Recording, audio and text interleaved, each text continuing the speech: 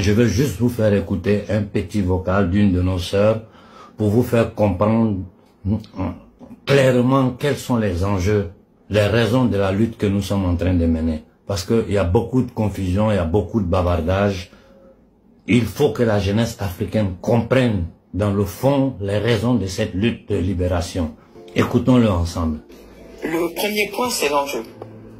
Dans l'affaire du Mali, de la Guinée, du Burkina, du Niger et du Sénégal où on compte les morts, alors qu'au Niger, il n'y a pas de morts. Ce qui est en jeu, c'est l'industrialisation de l'Afrique. Autrement dit, la transformation par les Africains des matières premières de l'Afrique pour approvisionner en priorité le marché de l'Afrique. L'enjeu, c'est celui-là, il n'y en a pas d'autre. Le second point, c'est la cible. La cible, elle est double. Et la cible principale, c'est le Nigeria. C'est pas le Niger. Reprenons la chronologie. En 1975, l'ECOWAS, CEDEAO en français, la Communauté économique des États d'Afrique de l'Ouest, est créée. Où ça? Au Nigeria. En 1980, le plan continental d'industrialisation de l'Afrique est adopté. Où ça? À Lagos, au Nigeria. Il faut se rappeler qu'en 80, on est encore en pleine lutte de libération dans toute l'Afrique australe. Et qu'il va falloir attendre 1994 pour des élections libres en Afrique du Sud. Je passe, chute du mur de Berlin, etc. 2003. Les 15 États de l'ECOWAS commencent à travailler sur la mise en place d'une monnaie commune, l'ECO. ECOWAS, ECO quoi. On est en 2003. 2005.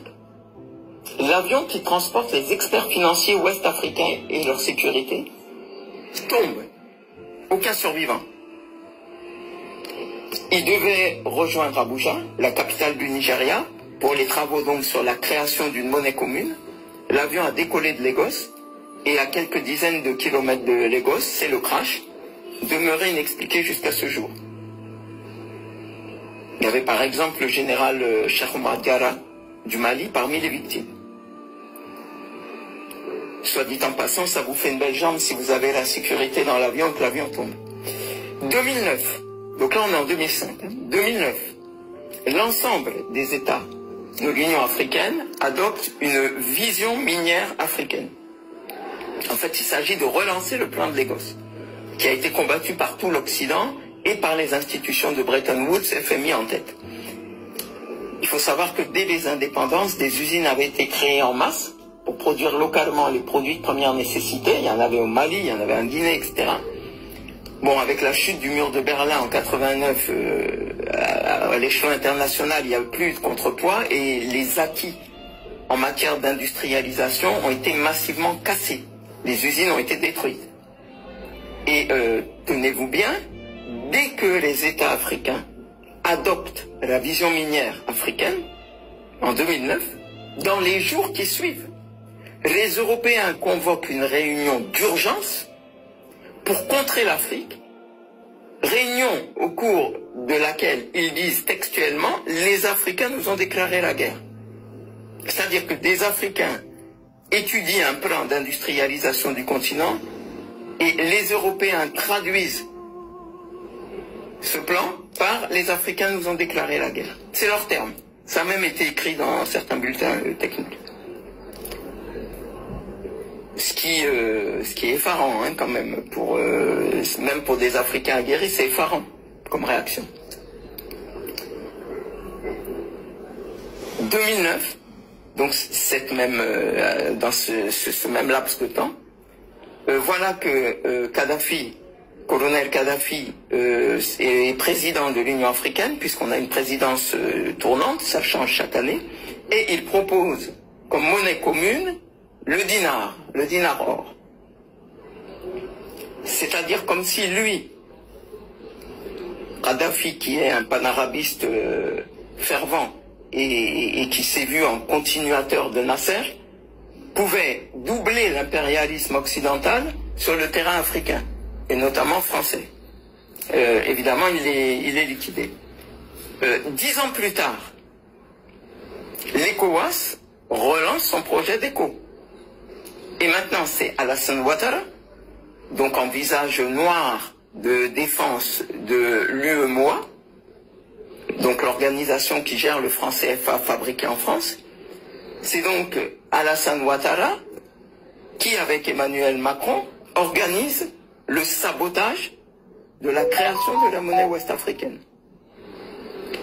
Il faut comprendre que Alassane Ouattara a fait ses études aux USA dans les années 60, qu'il a été fonctionnaire du FMI, qu'il a été administrateur de la BCEAO, donc de la Banque centrale des États d'Afrique de l'Ouest, hein, qui gère ce franc CFA fabriqué à Chamalières en France, et que juste après la chute du mur de Berlin, il s'est retrouvé comme par hasard Premier ministre de Côte d'Ivoire.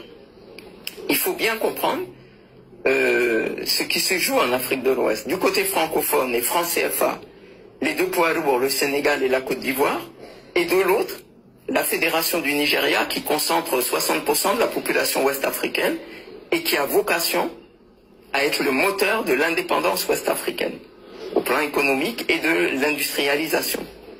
Alors, concernant le franc CFA au plan technique, pour ceux qui ne le sauraient pas, il faut savoir qu'au sortir de la guerre 35-45, le général de Gaulle a fait dans les colonies d'Afrique un copier-coller du mécanisme monétaire astucieux qui avait été mis en place par le régime nazi dans chacun des territoires qu'il avait occupés, y compris la France, mais il y avait un certain nombre de territoires à l'Est et même dans les ghettos, etc. Bref, il a fait un système de drainage de richesse. C'est ce système que le général de Gaulle a plébiscité pour l'implanter dans les pays africains. Concernant maintenant le sabotage en 2019 de la monnaie ouest-africaine qui était en voie de création par l'ECOWAS, donc de cette monnaie ECO, là ça a été absolument incroyable.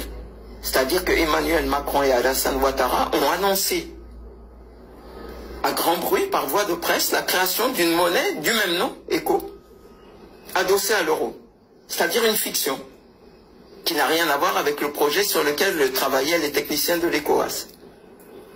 Et évidemment avec le but de semer la complète confusion, puisque Ouattara fait partie de l'ECOWAS, il annonce et quelque chose qui n'a rien à voir avec ce sur quoi les États travaillent. C'est pour donner une idée des pratiques de ces gens.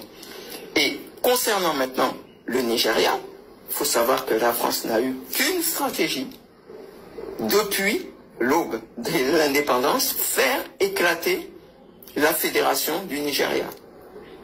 Et il est bien évident que la guerre au Niger ferait une pierre deux coups, parce que ça marquerait l'effondrement automatique de la CEDEAO et à plus ou moins brève échéance, bien sûr, l'éclatement de la fédération du Nigeria.